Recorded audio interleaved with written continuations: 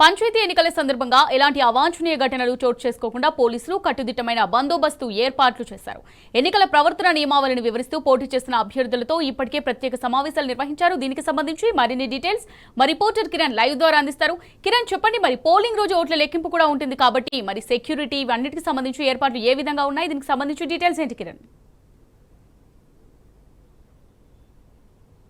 రాష్ట్రంలో మొదటి విడత గ్రామ పంచాయతీ ఎన్నికలు రేపు ఉదయం 7 గంటల నుంచి మధ్యాహ్నం 1 గంట వరకు జరగబోతున్నాయి. ఇందుకు సంబంధించినటువంటి అంశంలో రాష్ట్ర ఎన్నికల సంఘం అన్ని రకాల ఏర్పాట్లు చేసింది. ప్రధానంగా పోలింగ్ సిబ్బంది కావచ్చు, పోలింగ్ సామాగ్రి అంతా కూడా డిస్ట్రిబ్యూషన్ సెంటర్ల నుంచి ఆయా వార్డులకు, ఆయా పోలింగ్ స్టేషన్లకు చేరుకున్న ఇప్పటికే ఏర్పాట్లు కూడా కొనసాగుతున్నటువంటి పరిస్థితి కనబడుతుంది. రేపు మధ్యాహ్నం 1 గంట వరకు పోలింగ్ జరుగుతుంది. 2 గంటల నుంచి కౌంటింగ్, అనంతరం ఫలితాలు కూడా ప్రకటించబోతా ఉన్నారు. ప్రధానంగా 189 మండలాల్లో ఏదైతే ప్రధానంగా 4236 గ్రామ పంచాయతీల్లో ఎన్నికలు జరగబోతా ఉన్నాయి. అందుకు సంబంధించినటువంటి ఏర్పాట్లు కూడా చేసింది. అందులో 396 గ్రామ పంచాయతీలు ఇప్పటికే ఏకగ్రీవం కాగా మిగిలిన గ్రామ పంచాయతీలు ఏవైతే ఉన్నాయో గ్రామ పంచాయతీలో ఈ పోలింగ్ జరుగుతుంది. మొత్తంగా 56,19,430 మంది ఓటర్లు ఉన్నారు. అందులో 27,41,070 మంది పురుష ఓటర్లతో పాటు 28,78,159 మంది మహిళా ఓటర్లు ఉన్నారు. 201 ఇతర ఓటర్లతో ఉన్నారు.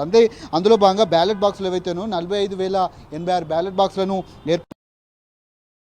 489 మంది మైక్రో అబ్జర్వర్లను 3 దశల్లో ఎన్నికలకు ఉపయోగించుకోబోతా ఉన్నారు. అందులో భాగంగానే పూర్తిగా వెబ్కాస్టింగ్కు సంబంధించినటువంటి అంశంలో కూడా 3,461 వెబ్కాస్టింగ్లు కూడా ఉన్నాయి. ఇప్పటికే ఎన్నికల కోడ్ ఉల్లంఘించిన వారిపైన కేసులు కూడా నమోదు చేశారు.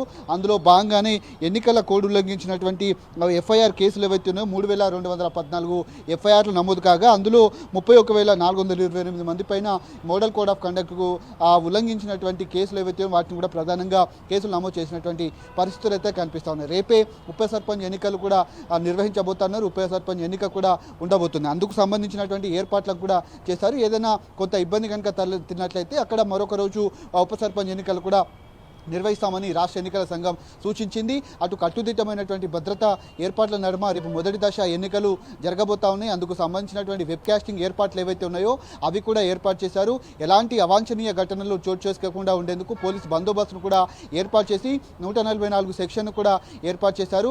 అటు నగదు, మద్యం పట్టివేతకు సంబంధించినటువంటి అంశంలో కూడా ఇప్పటి వరకు దాదాపు 1,50,58,340 రూపాయల ఆ నగదును పట్టుకున్నారు. అందులో మద్యం ఏదైతే ఉందో 2,84,97,631 విలువ గల మద్యంను కూడా పట్టుకున్నటువంటి పరిస్థితి కనబడుతుంది. 902 వెపన్స్ను ఇప్పటికే డిపాజిట్ చేసుకున్నటువంటి నేపథ్యంలో ఈ అంశాలన్నింటినీ కూడా కాసేపటి క్రితమే రాష్ట్ర ఎన్నికల సంఘం ప్రకటించింది. నిన్న సాయంత్రం 6 గంటల నుంచి రేపు సాయంత్రం 6 గంటల వరకు మద్యం దుకాణాలతో పాటు బెల్ట్ షాపులను కూడా మూసివేసేటువంటి అవకాశాలు అయితే కనిపిస్తూ ఉన్నాయి. మరోవైపు ఏకగ్రీవం అయినటువంటి ఎన్నికలు ఏవైతే ఉన్నాయో అక్కడ కూడా ఎన్నికలు కూడా అమల్లో ఉంటుంది. పూర్తి స్థాయి భద్రతా ఏర్పాట్లు కూడా ఏర్పాటు చేశాము.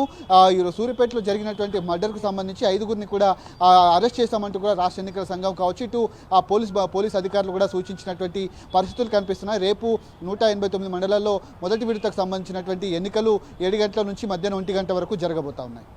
Right, thank you Kiran.